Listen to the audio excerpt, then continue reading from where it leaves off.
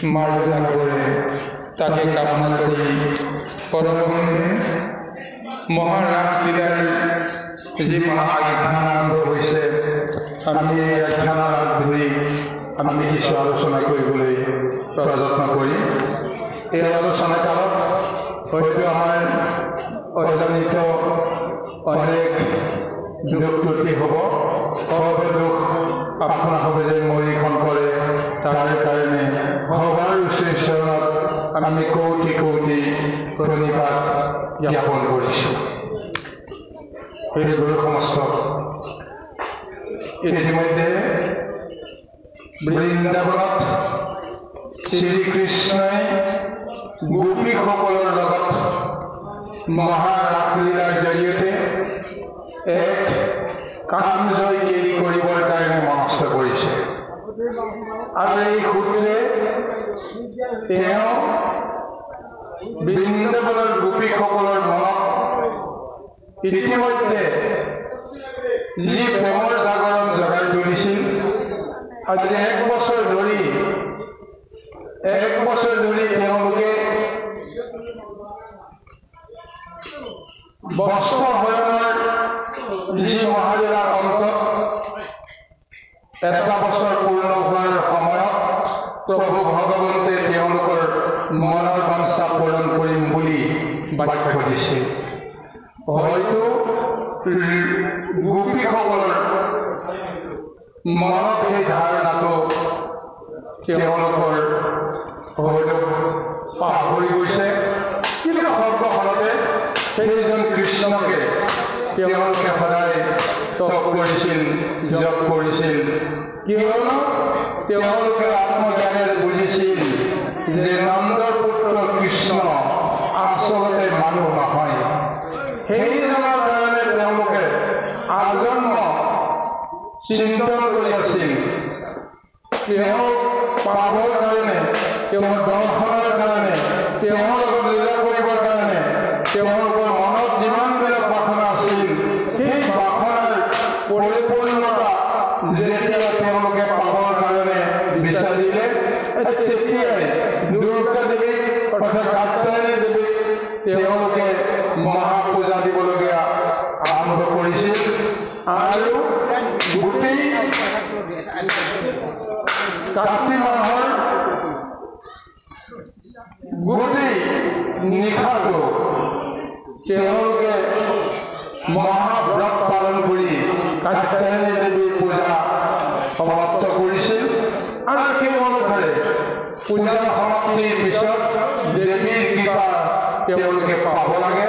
নন্দপুত্ৰ কৃষ্ণ যে জগতৰ ঈশ্বৰ আনে জানক নাজানক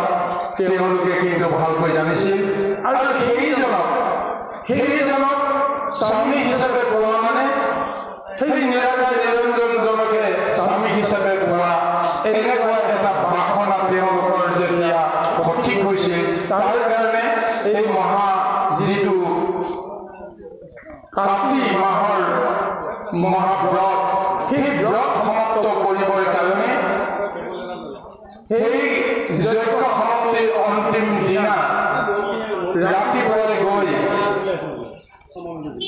যমুনা নদীত যেতিয়া স্নান কৰিবলৈ নামিছিল, পূজাবিধি অনুসাৰে তেওঁলোকে সমস্ত অংগ বস্ত্ৰ উৰুকাৰে নদীত তেওঁলোকে স্নান কৰাৰ জৰিয়তে সূৰ্যক মহাপ্ৰণাম কৰি যজ্ঞ সমাপ্ত কৰিব লাগে। আৰু অন্তৰ্যামী প্ৰভু ভগৱন্ত যিহেতু নন্দপুত্ৰৰ ৰূপৰ উপদিষ্ট, সেই ৰূপেৰে গৈ অন্তিমত তেওঁলোকৰ মনৰ বাঞ্ছা পূৰণৰ এক সাকাৰ ৰূপ দিয়াৰ উদ্দেশ্যে মহালীলা কৰি যেতিয়া কালিন্দীৰ হৃদয়ৰ পাৰত উপস্থিত হ'ল আৰু সেইখনতে গোপীসকলে যেতিয়া তাত স্নান কৰি সূৰ্য প্ৰণাম কৰি আছিল, তেওঁলোকে গম নোপোৱাকৈ সমস্ত বস্ত্ৰ কৃষ্ণই গোটাই পিটাই লৈ কদম্ব গছৰ ওপৰত উঠিল। তাৰ পিছতে তেওঁ জনাই দিলে যে তেওঁলোকে যাক বিচাৰিছিল সেইজন তেওঁলোকৰ ওচৰতে আছে। মুৰলীৰ বাঁহীৰ সুৰত যেতিয়া সকলোকে জনাই দিলে যে তাত কৃষ্ণ আহি উপবিষ্ট হৈছে, আৰু সেই কৃষ্ণই যেতিয়া কদম্ব গছৰ ওপৰৰ পৰা তেওঁলোকক উপলব্ধ কৰি মিচিকে হাঁহিৰে তেওঁলোকক এক প্ৰকাৰ তাচ্ছিল্য কৰিছে বা তেওঁলোকৰ লগত ধেমালি কৰিছে। এই ৰূপটো দেখাৰ পিছত তেওঁলোকে লজ্জিত হ'ল। হাজাৰ হওক সেইজন জগতৰ ঈশ্বৰ বুলি মনেৰে জ্ঞান কৰিলেও যিহেতু বিষয়ভূতে তেওঁলোকে কৰ্ম কৰি আছে, সেইজনক এজন পৰপুৰুষ বা কোনোবা এজন বেলেগ মানুহ বুলি গণ্য কৰি এনেকুৱা এক বিবস্ত্ৰ অৱস্থাৰে স্নানৰ যিটো ৰূপ, এই ৰূপটো তেওঁলোকে যেতিয়া নিজকে চিন্তা কৰি দেখিলে যে এই ৰূপত তেওঁলোকৰ শ্লীলতা হানি হৈছে, এই ৰূপত তেওঁলোকৰ সমস্ত লজ্জাবোধ আহি গৈছে, আৰু তাৰ কাৰণতে পানীৰ তলত থাকিয়েই প্ৰথমতে ডিঙিলৈকে নিজৰ গোটেই শৰীৰটো লুকুৱাই কৃষ্ণক কাকুতি কৰিছিল যে বস্ত্ৰ তেওঁক ঘূৰাই দিব লাগে। কিন্তু কৃষ্ণই বস্ত্ৰ ঘূৰাই দিবৰ কাৰণে যেতিয়া এটা উপায় দিলে, যদি মই বস্ত্ৰ ঘূৰাই দিব লাগে তেতিয়াহ'লে তোমালোকে মোক স্তুতি কৰা, মোক ঈশ্বৰ বুলি জ্ঞান কৰি মহাস্তুতি কৰা, তোমালোকৰ যদি সন্তুষ্ট হ'লেহে মই তোমালোকক বস্ত্ৰ ঘূৰাই দিম। উপায়ন্তৰ হৈ এখন হাতেৰে ওপৰলৈ নমস্কাৰ কৰি কৃষ্ণক স্তুতি কৰিলে। কৃষ্ণই ক'লে এনেকে নহ'ব, দুইখন হাত জোৰ কৰি যে মোক স্তুতি কৰিব লাগিব। কিন্তু তাৰ পিছতো যেতিয়া গোপীসকল উপায়ন্ত হৈ দুইখন হাত ওপৰলৈ তুলি স্তুতি কৰিছিল, তেতিয়াও কৃষ্ণই ক'লে এনেদৰে বুকুলৈকে তোমালোকে নিজৰ দেহটো পানীত লুকুৱাই মোক স্তুতি কৰিলে নহ'ব, তোমালোকে পানীৰ পৰা উঠি আহিব লাগিব, আৰু এনেদৰে হস্তাংগে মোক প্ৰণিপাত কৰিলেহে তেতিয়া মই এই বস্ত্ৰ তোমালোকক ঘূৰাই দিম। কিন্তু উপায়ন্তৰ হৈ যেতিয়া তেওঁলোকে বাধ্য হৈ গ'ল, সেই মুহূৰ্ততে সেই অন্তৰ্যামী কৃষ্ণজনকে চিন্তা কৰি যেতিয়া উপায় নাই, দুষ্ট কানাই পাকচক্ৰৰ পৰা লজ্জা নিবাৰণৰ সমস্ত উপায় যদি পাব লাগে, তেওঁ গৰমতে এই পাকস্থানত আমাৰ অংগ তেওঁ দেখিলেও দেখক, আমাৰ ক'ব লগা নাই, বাহিৰৰ জগতে যেন দেখা নাপায়, তাৰ কাৰণে তেওঁলোকে মনস্থিৰ কৰিলে আৰু কেনেকৈ পানীৰ পৰা লাহে লাহে উঠি আহি দুইখন হাত যেতিয়া ওপৰলৈ তুলি এনেদৰে তেওঁক প্ৰণিপাত কৰি তেওঁক স্তুতি কৰিছিল। স্তুতি কৰাৰ পিছত কৃষ্ণই সঁচাকৈ তেওঁলোকৰ প্ৰতি সদয় হ'ল। সমস্তবিলাকে জলৰ পৰা উঠি আহি সেই গিৰিখাৰ তলত কৃষ্ণৰ ফালে ওপৰলৈ হাতযোৰ কৰি তুতি কৰি থকা সময়ত দিব্য দৰ্শনেৰে সৈতে কৃষ্ণই তেওঁলোকক সম্বোধন কৰি কৈছিল যে তোমালোকৰ মনৰ বাঞ্ছা মই নিশ্চয় পূৰণ কৰিম। এতিয়া তোমালোকৰ যিটো দেহৰ অহংকাৰ, সেই অহংকাৰটো নাইকিয়া হৈ গৈছে, প্ৰকৃতিৰ মায়া নাইকিয়া হৈ গৈছে। গতিকে 1 বছৰৰ পিছত মই তোমালোকে বিচৰা ধৰণে সমস্ত আশা আকাংক্ষা পূৰণ কৰিম। আৰু এই কথাটো শুনাৰ পিছত গোপীসকলে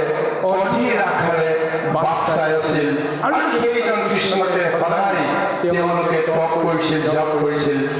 আৰু এনেদৰে কৃষ্ণই এক মহালীলা কৰিবলৈ গৈ পাৰমাৰ্থিকভাৱে আধ্যাত্মিকভাৱে আমাক কেইবাটাও দৰ্শন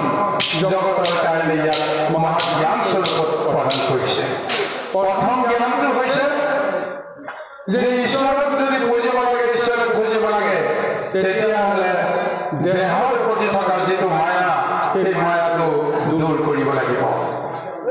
জ্ঞানৰ প্ৰতি থকা অহংকাৰ, সেইটো দূৰ কৰিব লাগিব। আৰু সেইকাৰণে কৃষ্ণই তেওঁলোকক আজি এনেদৰে জলৰ পৰা উঠি আহিবলৈ, দেহৰ প্ৰতি থকা অহংকাৰ নাশ কৰিবলৈ বস্ত্ৰ হৰণৰ দৰে এক মহা লীলা তেওঁ কৰিব লগা হৈছে। আৰু দ্বিতীয়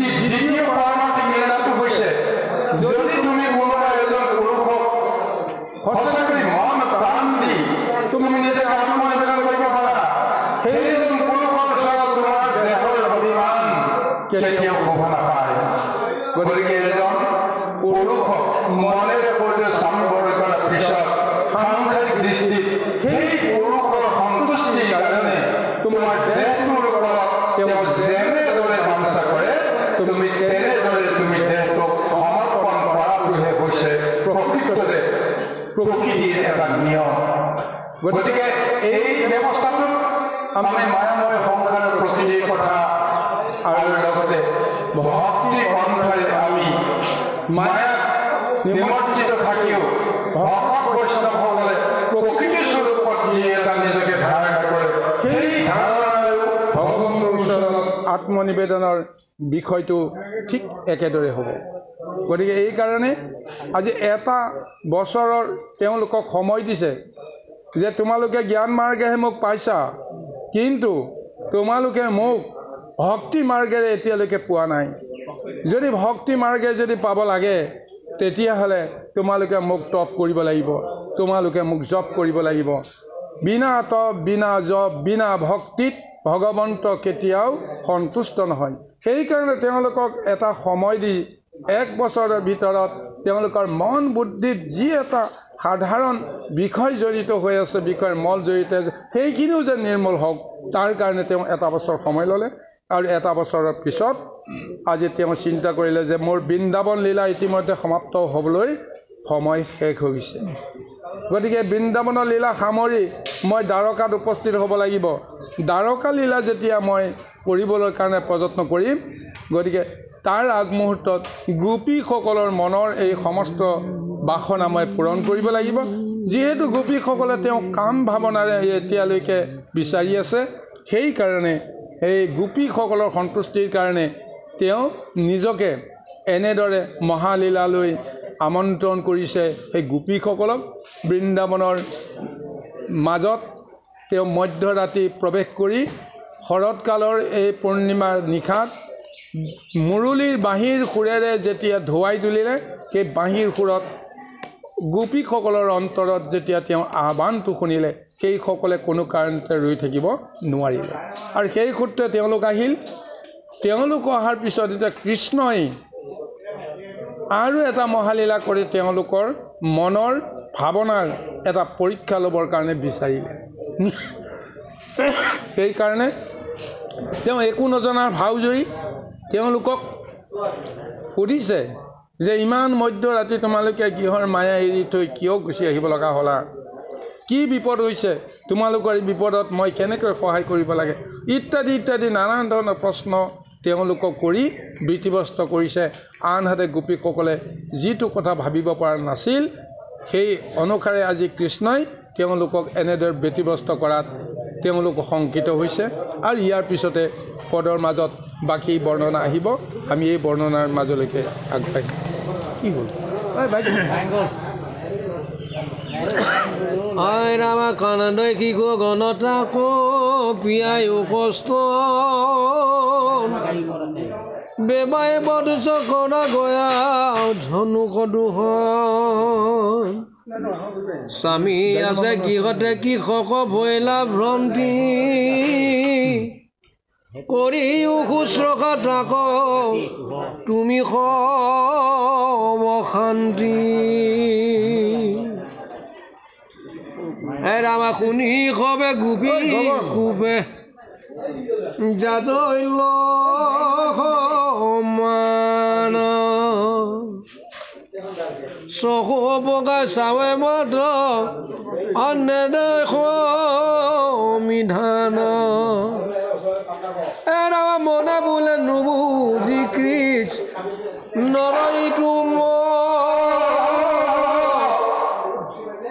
মৰম কি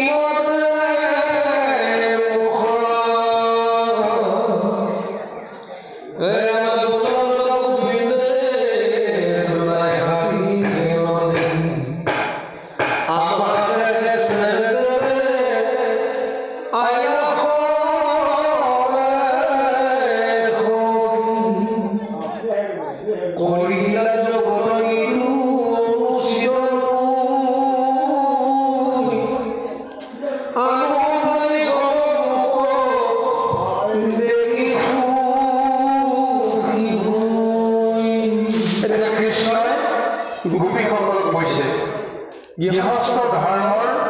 যিখিনি কৰ্ম সেই কৰ্মৰ দোহাই দি গোপীসকলক বুজাবলৈ যত্ন কৰিছে যে তোমালোকে প্ৰত্যেকেই একোখন গৃহৰ গৃহস্থী হিচাপে সমস্ত কৰ্ম তোমালোকে পালন কৰি আহিছা। গতিকে এইখনত এতিয়া বৃন্দাবনলৈ আহি তোমালোকৰ গৃহত যিটো অৱস্থা তোমালোকে এৰি থৈ আহিলা, যে এই সময়ত চাগে তোমালোকৰ শিশুসকল কান্দি কান্দি হাহাকাৰ কৰি আছে। তেওঁলোকে হয়তো স্তন বিচাৰি যে তেওঁলোকৰ ভোক লাগিছে, ভোক আৰু পিয়াহ নিবাৰণৰ কাৰণে মাতৃস্বৰূপত তোমালোকক বিচাৰি আছে। আৰু কোনোবাই গৃহৰ বিভিন্ন কৰ্মৰ মাজেৰে হয়তো কোনোবাই গাই খীৰাবলৈ আছে, আৰু স্বামীসকলক ঘৰত এৰি থোৱাৰ কাৰণে স্বামীসকলে হয়তো তোমালোকক বিচাৰি আছে। কাৰণ এগৰাকী নাৰী স্বামী সেৱাই পৰম ধৰ্ম। সেই গৃহত স্বামীক এৰি থৈ স্বামীয়ে একো গম নোপোৱাকৈ এগৰাকী বিবাহিতা নাৰীয়ে গৃহৰ পৰা মনে মনে এনেদৰে বনলৈ অহাটো কেতিয়াও উচিত কথা হোৱা নাই। সেইকাৰণে কৈছে, স্বামী আছে গৃহতে কৃষক বইলা ভ্ৰান্তি, কৰিও শুশ্ৰূষা তাক তুমি কৰা শান্তি। তোমালোক যদি শান্তি প্ৰিয় একাকী নাৰী হোৱা, তোমালোক যদি সতি শান্তি নাৰী হোৱা, গৃহত স্বামী আছে, স্বামীৰ পৰাই তোমালোকে ভোগ বাসনা সমস্তখিনি পাব পাৰা। আৰু সেই স্বামী সেৱা তোমালোকৰ ধৰ্ম। তাৰ পিছতো তোমালোকে গৃহত দিগ্ভ্ৰান্ত হৈ এনেদৰে স্বামীক এৰি থৈ বনৰ মাজলৈকে দৌৰি আহিব লগা হ'ল। আৰু কৈছে যে শুনি সবে গোপী কোপে জাজল্য সমান, চকু পকাই চাউল মাত্ৰ নেদে সমিধান। কৃষ্ণৰ এনেদৰে বুজনি শুনি গোপীসকলৰ মনত অভিমান আৰু খং, ক্ৰোধ এই সমস্তবিলাক তেওঁলোকৰ অন্তৰত গজৰি গমি উঠিবলৈ বাধ্য হৈছে। তেওঁলোকে ভাবিব পৰা নাছিল, যিজন কৃষ্ণক পাবৰ কাৰণে তেওঁলোকে এনেদৰে বলিয়া হৈ আছে, সেইজন কৃষ্ণক দৰ্শন কৰাৰ পিছত তেওঁ নিশ্চয় তেওঁলোকক আদৰিব, আমন্ত্ৰণ কৰিব আৰু প্ৰত্যেকৰে মনৰ বাঞ্ছা পূৰণ কৰিব। এই আশাটো বাঞ্ছা লৈ তেওঁলোক আহিছিল। কিন্তু এতিয়া যিজনে সকলো জানে, তেওঁলোকৰ নজনা ভাৱেৰে যিমানখিনি এতিয়া কাগজৰ ধৰ্মৰ কথা কৈছে, এইবিলাক কথা গোপীসকলৰ মনত সোমোৱা নাই, কাণত সোমোৱা নাই। কেৱল এটা ধাৰণা তেওঁলোকে ব্যতিব্যস্ত হৈ আছে যে কি মহালীলা কৰিছে, আৰু এই কৃষ্ণৰ খবৰ জানি এতিয়া নজনা ভাৱ গৈছে কিয়? তাৰ কাৰণে তেওঁলোকৰ খং, মান, অভিমান এই সমস্তবিলাক জাগৰণ হৈছে। আৰু এই কৃষ্ণৰ চকুলৈ এতিয়া চকু লৈ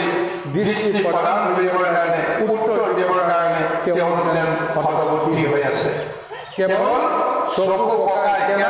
কেৰাকীকৈ দৃষ্টি কৰি ক্ৰোধৰ এক উমানটোতে তেওঁলোকৰ অন্তৰত জাগৰণ হৈছে। কৃষ্ণই এনেকুৱা এক কথা দৃষ্টি দিছে যে মনে বোলে নবুজি কৃষ্ণই মনত মৰম চেলেবৰ বাক্য আকৈ কি মতে মুখ। এইটো কৃষ্ণ যাক আমি জগতৰ ঈশ্বৰ বুলি আমাৰ হৃদয়ৰ স্বামী বুলি গণ্য কৰিছোঁ, এইজনে আমাৰ গোটেই মনত ছেদ কৰিব পৰাকৈ যি তীব্ৰ বাক্যবান, এই তীব্ৰ বাক্যবাণেৰে তেওঁলোকক অনাদৰ কৰা এনেদৰে এটা ভাৱনা তেওঁলোকৰ অন্তৰত অহা এতিয়া গভীৰ হৈ গৈছে। গতিকে কৈছে, গোবিন্দে বলন্ত দূৰে হাঁহি হেৰা দেখি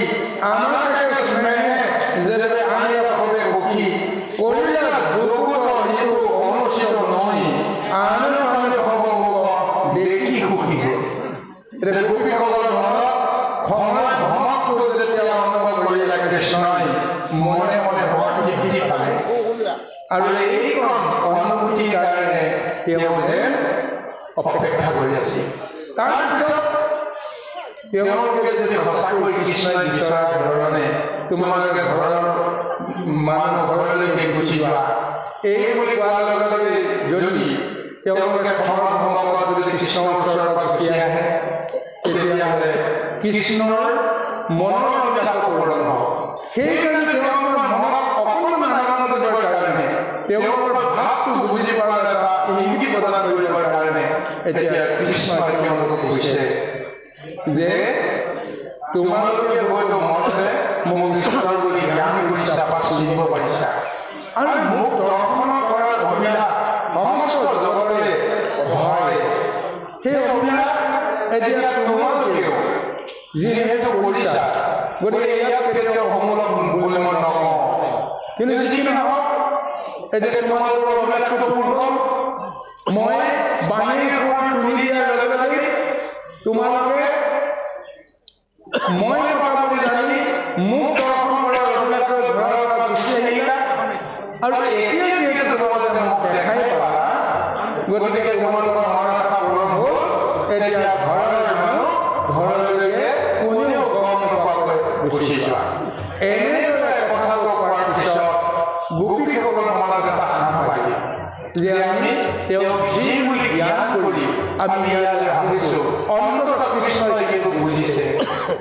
যে কৃষ্ণৰ দৰ্শনৰ অভিলাষ সমস্ত জগতে কৰে আমিও যে কৰি আহিলোঁ গতিকে এইজন কৃষ্ণপ্ৰেম মানুহ হিচাপে এই মুহূৰ্তত যাতে ভাবিব পৰা নাই অন্ততঃ সেইজন কৃষ্ণ নন্দ পুত্ৰ বুলি যাক আমি পৰিচয় পাইছোঁ যাৰ সংগতি হৈ আছিলোঁ এইজন কৃষ্ণই অন্ততঃ আমাৰ মনৰ ভিতৰৰ কথা বুজি পাইছে গতিকে তেওঁলোকৰ মনত সামান্যতম অভিমান লাভ হৈছে আৰু এই গোটে এতিয়া সাহস কৰি তেওঁলোকে পুনৰ কিমান হয় কিবা এটা উত্তৰ দিবৰ কাৰণে যত্ন কৰিব কৃষ্ণ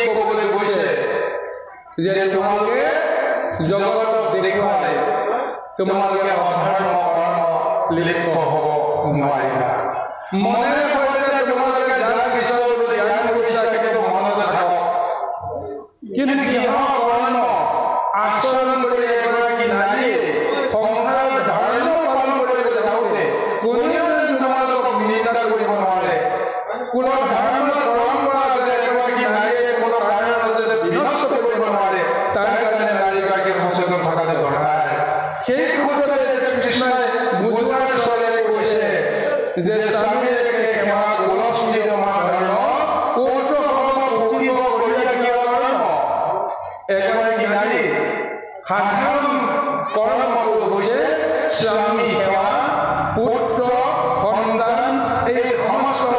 পালনৰ কাৰণে গৃহৰ সমস্ত কৰ্ম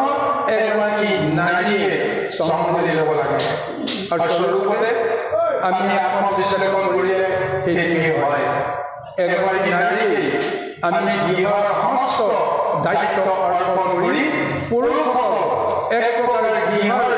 সংসাৰৰ মায়াৰ পৰা যেন মুক্ত হৈ বাহিৰৰ জগতৰ লগতে আমি যেন বেছিকৈ সম্বন্ধ কৰোঁ গতিকে কি কাৰণে নিজৰ ধন দৌলত সম্পদ গৃহৰ সমস্ত বিষয়বস্তু এগৰাকী নাৰী বা ভাৰ্যাৰ ওপৰতে নিৰ্ভৰ কৰে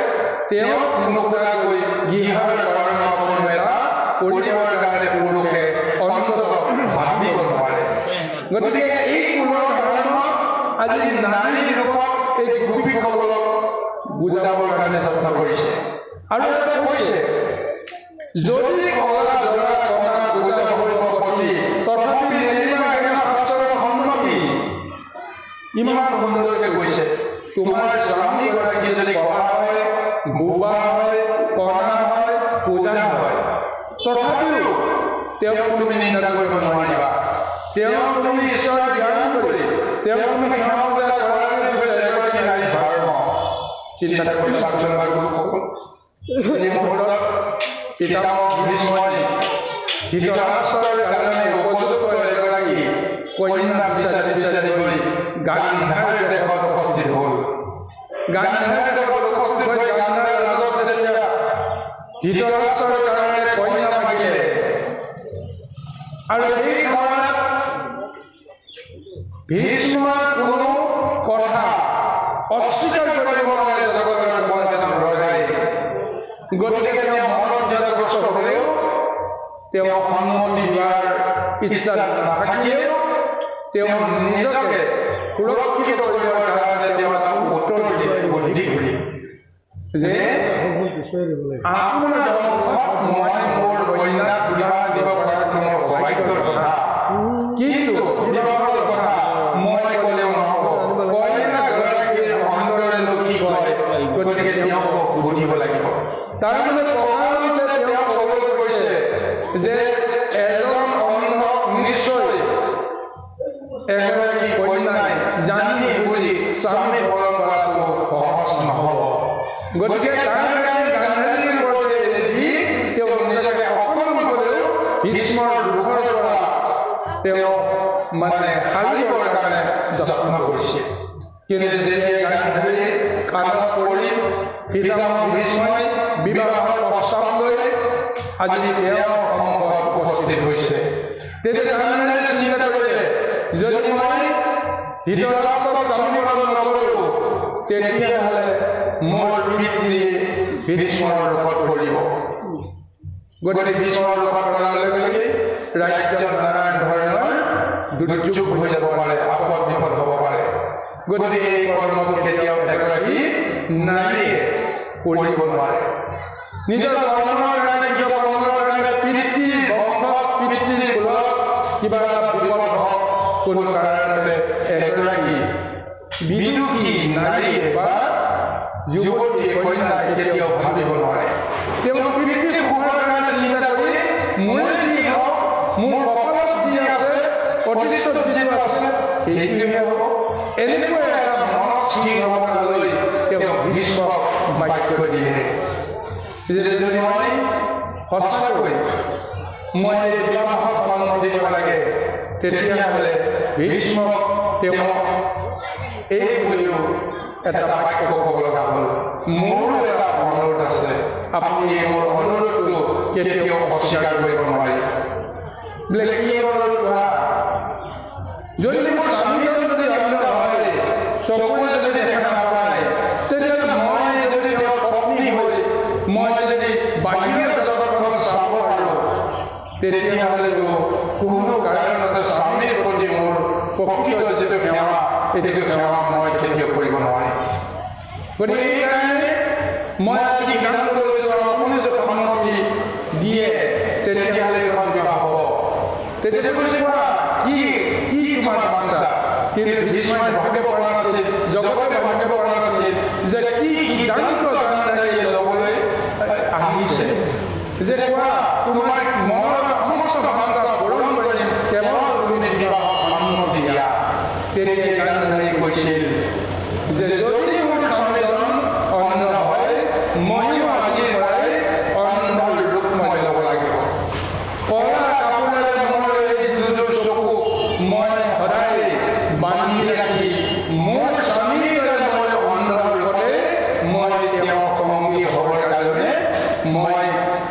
সিদ্ধান্ত কৰিছোঁ এই সিদ্ধান্ত যদি আপোনালোকে মানে তেতিয়াহ'লে এইখন জেগা নিশ্চয় হ'ব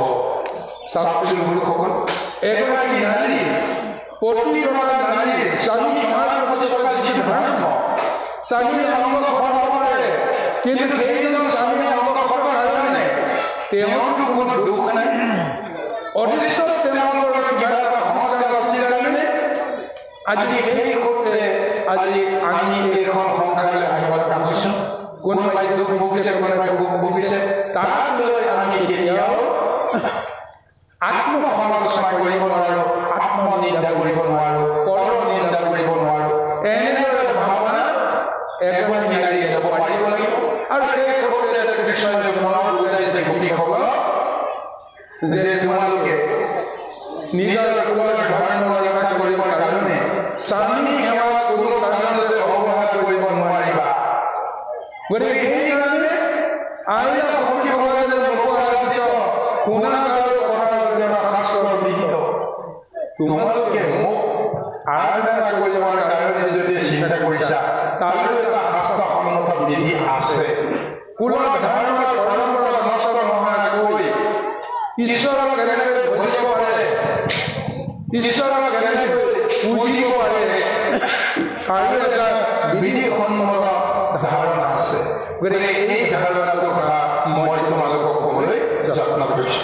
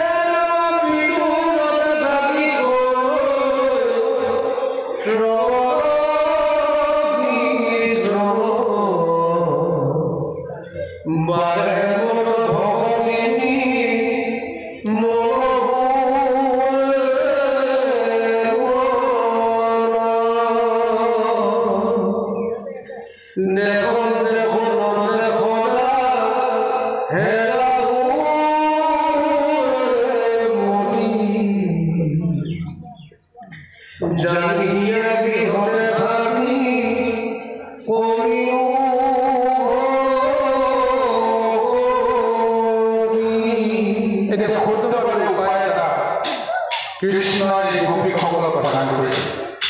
যে সখী হ'ব সঁচাকৈ যদি মই তোমালোকে ঈশ্বৰৰ বুলি জ্ঞান কৰি ভক্তি কৰিবৰ কাৰণে বিচাৰা আৰু যদি মোৰ কৃপা পাব বিচাৰা তেতিয়াহ'লে মই তোমালোকক কওঁ শুনা কুলৰ ধৰ্মৰ বিধিৰ ব্যৱস্থা সমস্তবিলাক পালন কৰাৰ পিছতো তোমালোকে দূৰতে থাকিও মোক তোমালোকে পূজা কৰিব পাৰা মোৰ গুণক মীৰা গুণৰ নাম শ্ৰৱণ কৰিব পাৰা কীৰ্তন কৰিব পাৰা আৰু আনন্দ কৰিব পাৰা আৰু দূৰৰ পৰা যদি তোমালোকে মোক এনেদৰে নিজৰ সমস্ত শিখ চেতনা বিষয় অহংকাৰ ত্যাগ কৰি মোক যদি প্ৰদান কৰিব পাৰা তেতিয়াহ'লে সেই নিৰ্মল অন্তৰে গৃহতে থাকিলেও মোক নিশ্চয় পাব পাৰা গতিকে তাৰকাৰণে ইমান দূৰ কষ্ট কৰি আহি লোকৰ চকুত নিৰ্মিত হোৱাৰ কৰ্ম কৰাৰ কোনো প্ৰয়োজন নাই এতিয়া মোৰ দৰে এজন যুৱকক বা পুৰুষক অকলশৰে কোনোবা এগৰাকী বিবাহিত নাৰীয়ে যদি গোপন স্থানত কোনোবাই যদি দেখা পায় তেতিয়াহ'লে নানান ধৰণৰ প্ৰশ্ন আহিব সমস্যাৰ বিৰোধী এই আমাৰ এনেকুৱা সংযোগে নিশ্চয় সকলোৰে মনত সন্দেহৰ বীজ সিঁচি দিব সেইখিনি নকৰাকৈও মোক যদি তোমালোকে পাবলৈ বিচাৰিছা মোক যদি সেৱা কৰিবলৈ বিচাৰিছা ভক্তি কৰিবলৈ বিচাৰিছা গৃহ ধৰ্ম কৰ্ম সমস্ত আহৰণ কৰাৰ পিছতো মোক গৃহতে থাকে মোক পাব পাৰা এনেদৰে অৰণ্যলৈ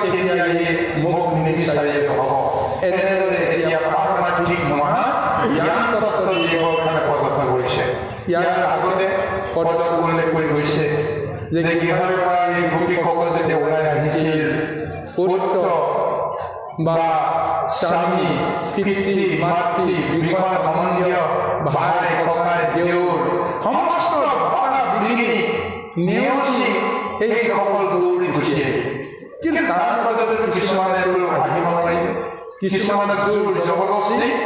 ধৰি বান্ধি ভিতৰত সোমাই থৈ বাহিৰৰ পৰা তলা মাৰি দিলে গতিকে এতিয়া ভিতৰত বন্দী কৰি যেতিয়া এই নাৰীসকলে কৃষ্ণ ধৰ্মৰ অভিলাষ বুকুত লৈ এতিয়া কি ধৰ্ম আহৰণ কৰিব এতিয়াতো বেৰ ভাঙি পৰা শক্তি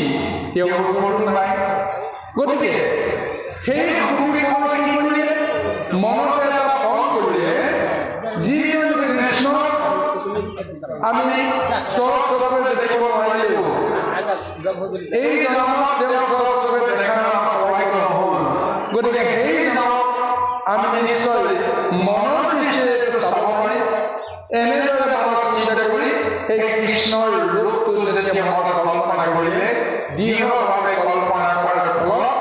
কৃষ্ণৰ ৰূপ ৰং সমস্ত তত্ত্ব তেওঁলোকে হৃদয়তে পাই গ'ল এই কৃষ্ণৰ অপূৰ্ব মূৰ্তিটো ভগৱানে এনেদৰে তেওঁলোকক হৃদয়ত প্ৰৱেশ কৰি তেওঁ সেই ৰূপটো দৰ্শন দিয়ে আৰু সেই ৰূপটো পাই তেওঁলোকে আনন্দ মনেৰে কৃষ্ণক তেওঁলোকে লীন হৈ সংসাৰ মায়াৰ পৰা মুক্ত হৈ গ'ল গতিকে এই কথাটো এতিয়া সন্মুখত থকা যুৱতীসকলে জানিব পৰা নাই ইতিমধ্যে তোমালোকৰ লগত ওলাই অহা কিন্তু ঘৰৰ মানুহে বান্ধি ৰাখি তেওঁলোকক আবদ্ধ কৰি ৰখাৰ পিছত তেওঁলোকে যে ইতিমধ্যে মোৰ সমস্ত কৃপা পাই গ'ল মোৰ অন্তৰত যে তেওঁলোকে লীন হৈ গ'ল এই কথাটো তোমালোকে ওপৰতে জানিব পৰা নাই সেইকাৰণে তেওঁলোকক সোঁৱৰাই দিছে যে এনেদৰে মোক পাব পৰা যায় তথাপিও গৃহৰ সমস্ত লোকসকলক অসন্তুষ্ট কৰি কেতিয়াও মোক তোমালোকে বিচাৰ কৰি নাই